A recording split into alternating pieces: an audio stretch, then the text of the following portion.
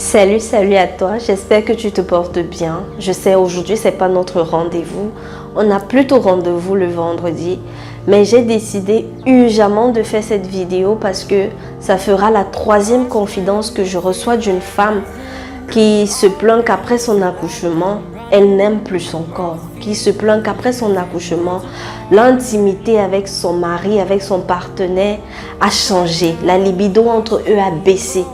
Du coup, je ne savais pas trop comment j'allais présenter la vidéo, vu que ce sera la troisième femme, comme j'ai dit. Donc, j'ai décidé de la présenter de manière à ce que ce soit une vidéo astuce. Comment maintenir ses seins debout après allaitement ou bien pendant l'allaitement.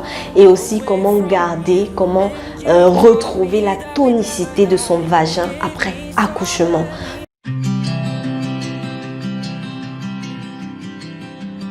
Astuces pour maintenir ses seins debout après accouchement et astuces pour tonifier son vagin, pour que son vagin retrouve sa tonicité après accouchement. Donc je ne vais pas traîner, mesdames, si vous passez par là. J'espère que la façon dont j'ai présenté vos confidences vous conviendra. Donc vraiment, allons-y. D'abord, avant de présenter cette astuce, concernant la tonicité des seins et tout, j'aimerais préciser que je ne suis pas un médecin, c'est pas un avis médical et tout. Je n'ai essayé sur personne d'autre, c'est ma propre expérience. J'ai fait sur moi, ça a fonctionné. Et je me dis, nous avons presque toutes les mêmes hormones, donc normalement ça devrait fonctionner sur la plupart d'entre nous. Donc vraiment, si tu essayes chez toi et que ça ne fonctionne pas, ne viens pas dire que j'ai menti. C'est ma propre expérience que je décide de partager. Et c'est aussi certaines astuces, je n'ai pas inventé. J'ai pris chez certaines personnes qui ont dit que ça fonctionnait. J'ai essayé, ça a fonctionné chez moi. Donc j'ai décidé de la partager avec vous. Comment est-ce que maintenir ses seins debout pendant l'allaitement, après l'allaitement? Bien des femmes commettent l'erreur que lorsqu'elles ont accouché, elles se négligent, elles laissent les seins tomber, on ne porte plus de soutien et tout. Il faut porter les soutiens, madame. C'est pour ça qu'on appelle ça soutien, ça soutient. Donc, ne laissez plus le sein en l'air. Certaines femmes ont pris l'habitude que parce qu'elles ont accouché, elles se retrouvent n'importe où. On sort le sein, on allait n'importe comment. Ce sont d'abord les trucs à éviter. Ton corps, il est précieux. Ce n'est pas parce que tu as accouché que tu vas te retrouver dans un marché, tu vas sortir ton sein pour allaiter. Non. Cela doit être intime. Cela constitue l'intimité de ton bébé et toi. Donc, évitons d'abord de faire ça. Comme on a l'habitude de le dire chez nous en Afrique, tous les yeux braqués sur soi ne sont pas de bons yeux. Donc, première astuce, si tu veux maintenir ton sein assez debout pendant que tu allaites, ma chérie, évite d'attacher le bébé au dos. Quand tu attaches ton enfant au dos et que tu mets la corde là, ça favorise à ce que tu as attaché là, le pagne appuie les seins vers le bas. Donc vraiment, évitons de porter nos bébés au dos quand nous allaitons, c'est pas bien. Même si tu n'allaites pas, prends le porte-bébé, c'est mieux. Parce que le pagne, quand tu attaches le pagne, ça t'appuie. L'enfant, il est lourd derrière. Ça tire derrière et ça appuie.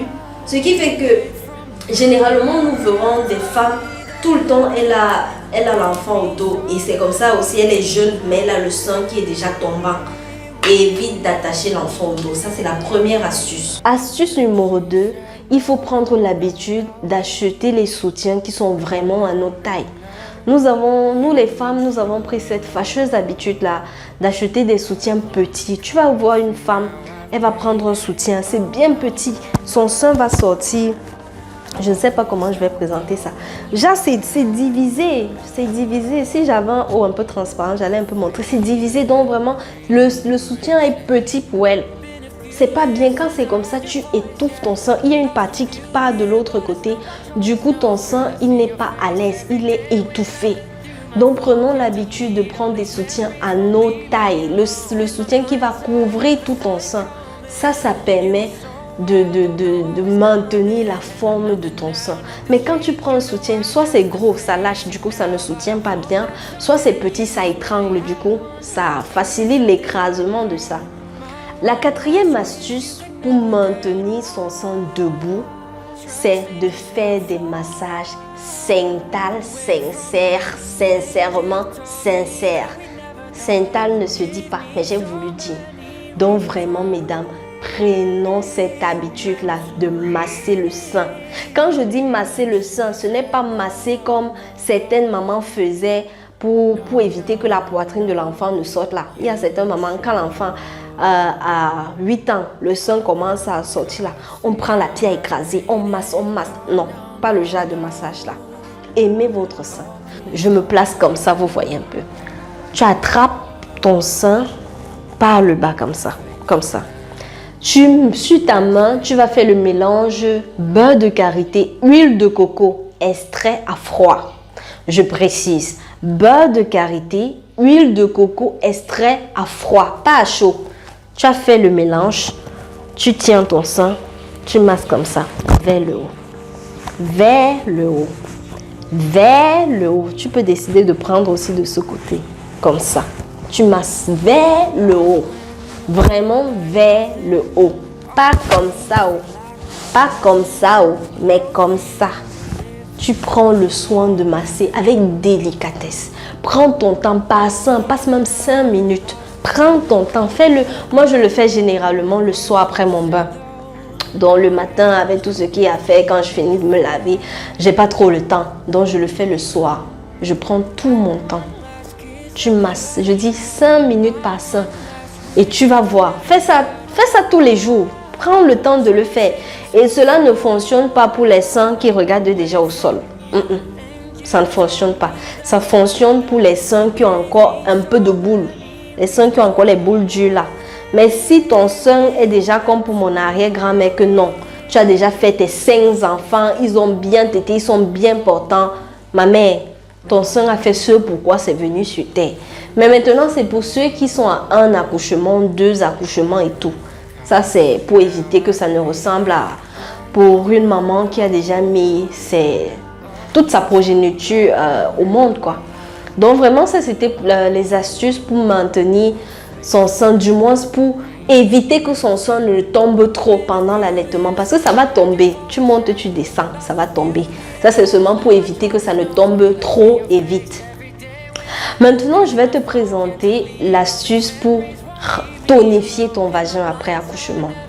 L'astuce pour maintenir cette libido sexuelle là entre ton partenaire et toi. Et avant de présenter l'astuce, j'aimerais dire ceci aux messieurs. Messieurs, lorsque madame accouche, faudrait attendre minimum 3 mois avant d'entamer quoi que ce soit. Papa ça sort, pardon, attendez.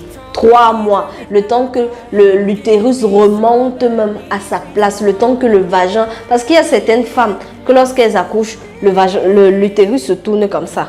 Donc le temps pour l'utérus de reprendre sa forme, le temps pour le vagin de s'habituer, d'essayer de prendre un peu sa forme initiale, du moins un peu de sa forme initiale. Attendez au moins 3 mois, minimum.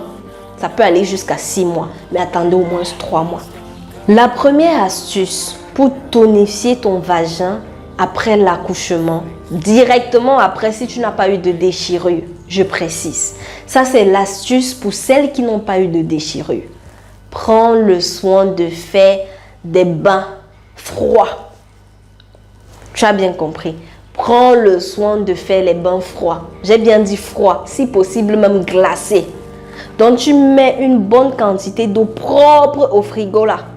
Dès que ça glace, tu laves ton vagin avec, tu fais ton bain, ta toilette intime, tu fais avec l'eau glacée. Tu prends cette habitude-là. Pour celles qui n'ont pas eu de déchirure, pour mesdames qui ont eu des déchirures, elles vont seulement patienter des mois et des mois. Et lorsque les blessures vont cicatriser, elles pourront faire cela. Donc pour toi qui as accouché, tu n'as pas eu de déchirure.